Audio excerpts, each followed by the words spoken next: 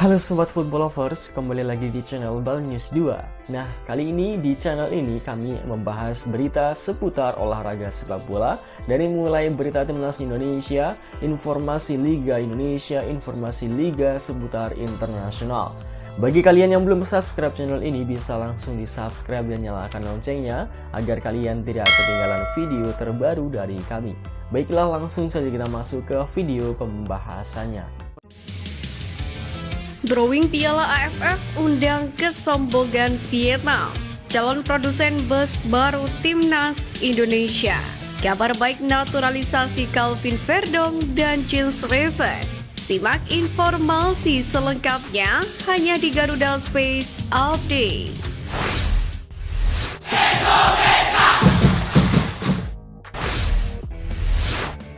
Promotor konser grup K-pop NCT Dream akan mendatangkan ahli untuk memperbaiki rumput Stadion Utama Gelora Bung Karno atau SUGBK sebelum laga Timnas Indonesia versus Irak berlangsung. Hal itu dikonfirmasi oleh Menteri Pemuda dan Olahraga atau Menpora Dito Aryo Tejo, yakni untuk memastikan kualitas rumput tetap terjaga usai dipakai konser. Memang dari gambar yang tersebar luas nampak rumputnya menguning. Selain itu kondisi rumput juga terlihat rusak di beberapa titik akibat penggunaan penutup rumput pada permukaannya. Kendati demikian, Dito mengungkapkan bahwa sejak sebelum konser dihelat, pihak penyelenggara telah berkoordinasi dengan pengelola GBK soal perawatan rumput. Mereka pun memastikan akan membawa ahli selepas konser digelar sehingga rumput SUGBK sudah siap digunakan ketika Timnas Indonesia bermain pada awal Juni mendatang. Selain mengungkapkan masalah perbaikan rumput Stadion GBK, Menpora Dito Aryo Tejo juga membocorkan naturalisasi Calvin Verdong dan Jens Reven yang sudah diajukan ke Dewan Perwakilan Rakyat atau DPR. Kini Calvin Verdong dan Jens Reven tinggal menunggu jadwal sidang Komisi 3 dan 10 DPR RI. Dito menuturkan naturalisasi Calvin Verdong dan Jens Reven akan diupayakan terus dikebut. Dengan begitu, keduanya mempunyai peluang untuk membela Timnas Indonesia pada agenda terdekat, yakni lanjutan grup F putaran kedua kualifikasi Piala Dunia 2026 zona Asia di Juni 2024. Menpora Dito sendiri mengaku optimis skuad Garuda mampu mengamankan tiket ke babak selanjutnya. Diakui Dito, tim nasional Indonesia terus memperlihatkan perkembangan yang signifikan di bawah arahan Sintayong. Venezia sukses mempecudangi Palermo pada leg pertama semifinal playoff promosi lewat kemenangan 1-0. Hal itu membuat Jesus dan kawan-kawan selangkah lagi lebih dekat ke Serie A. Meski demikian, di balik kemenangan pasti ini terjadi banjir kartu kuning. Salah satunya Jesus yang mendapatkan hukuman dari wasit.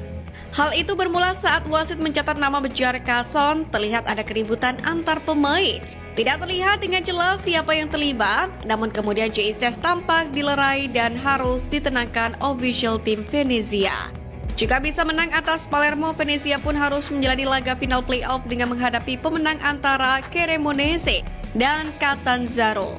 Sama seperti laga semifinal, partai final playoff juga berlangsung 2 leg.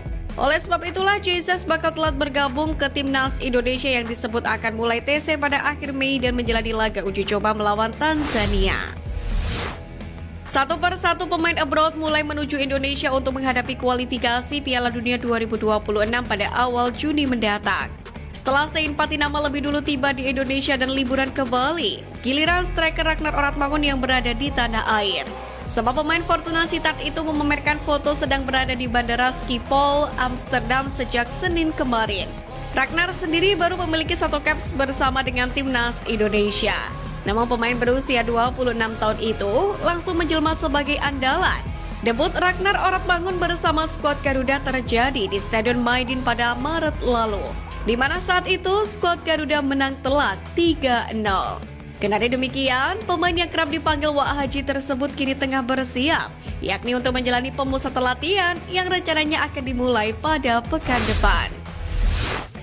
Sutradara kembar Yaakob dan Yance Sayuri menunjukkan perjuangan hebat jelang membela Timnas Indonesia. Usai mendapatkan panggilan dari Sintayong, Yaakob dan Yance tidak mengeluh dan siap bersaing. Nyatanya mereka berlatih mandiri untuk menjaga fisik jelang gabung dengan skuad Garuda. Via media sosial pribadinya, Yaakob dan Yance mengunggah momen ketika sedang berlatih di pinggir pantai di Papua. Sontak saja, momen tersebut mendapatkan banjir pujian dari netizen yang menyebut dua pemain ini sangat profesional dan jauh dari kontroversi. Bukan tanpa alasan, dua kembar tersebut menambah porsi latihan secara mandiri. Sebab pemain PSM Makassar tersebut bakal bersaing untuk memperebutkan tempat utama dengan para pemain abroad. Terlebih di posisi mereka ada nama-nama seperti Pratama Arhan, Sein Patinama, Sandy Walsh, Asnawi Magwalam, hingga Nathan Joaon. Media Vietnam Soha.vn tak khawatir melihat timnas Vietnam tergabung di grup maut Piala AFF 2024, termasuk juga satu grup dengan timnas Indonesia. Sebagaimana diketahui, drawing dilakukan pada hari ini pukul 14.00 waktu Indonesia Barat. Namun Soha menilai timnas Vietnam sering lolos ke babak selanjutnya tiap kali tergabung dengan tim kuat di fase grup. Soha pun menjadikan Piala AFF 2008 sebagai acuannya. Saat itu Lee Chung Fin dan kawan-kawan tergabung di grup maut bersama dengan Thailand, Malaysia, dan Laos. Hasilnya Vietnam lolos ke semifinal sebagai runner-up grup B dan bersua dengan juara grup A Singapura. Setelah menang agregat 1-0 atas Singapura di semifinal, Vietnam pun keluar sebagai juara Piala AFF usai menang agregat 3-2 atas Thailand di partai puncak. Sebanyak 3 stadion dan 3 lapangan latihan di kota Solo akan digunakan untuk penyelenggaraan Piala AFF U16 2024. Ajang kelompok umur tersebut diketahui akan digelar pada 21 Juni hingga 4 Juli 2024. Kepala Dinas Pemuda dan Olahraga atau Kadispora Solo, Rini Kusmandari, mengatakan PSSI telah berkirim surat ke Pemkot guna meminjam sejumlah venue untuk penyelenggaraan Piala AFF U16 2024. Venue itu adalah Stadion Manahan Solo, Sriwedari, dan Stadion Universitas 11 Maret atau UNS. Selain itu, PSSI juga akan meminjam lapangan latihan. Ada lapangan latihan Kota Barat, Banyuanyar, dan Sriwaru.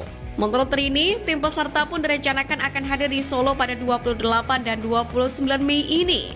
Jadwal tersebut mundur dari penjadwalan awal yakni 12 Mei 2024. Sehingga sejauh ini belum ada persiapan khusus untuk menyambut penyelenggara AFF U16 2024. Namun Rini menegaskan bahwa kondisi lapangan sejauh ini dalam kondisi layak. Proses perawatan dan penjadwalan ketat pemakaian lapangan pun terus dilakukan oleh Pemkot. Rini menambahkan, selama penyelenggaraan AFF U16 2024, pihaknya dilarang menerima event apapun. Alhasil, bagi masyarakat yang memesan penggunaan lapangan pada 21 Juni hingga 4 Juli, acara itu akan dipindah ke hari lain. Teka-teki kemana gelandang Evan Dimas Darmono akan berlabuh akhirnya menemui titik terang. Mantan Kapten Timnas Indonesia itu dikabarkan resmi bergabung dengan klub asal Jawa Timur Persik Kediri. Evan Dimas sendiri berstatus bebas transfer usai kontraknya bersama PSIS Semarang telah berakhir. Musim lalu, Evan Dimas sejatinya mengawali kompetisi dengan membela Arema FC. Namun kemudian dia hijrah ke PSIS Semarang pada paruh musim lalu. Sepanjang musim lalu, Evan Dimas hanya bermain sebagai pemain utama sebanyak 7 kali dalam 34 pertandingan. Lalu sebagai pemain cadangan sebanyak 12 kali. Sejak 2010, Evan Dimas sendiri dikenal sebagai talenta yang menonjol di Indonesia. Namun kondisi fisik yang menurun membuat performa Evan Dimas semakin kalah bersaing.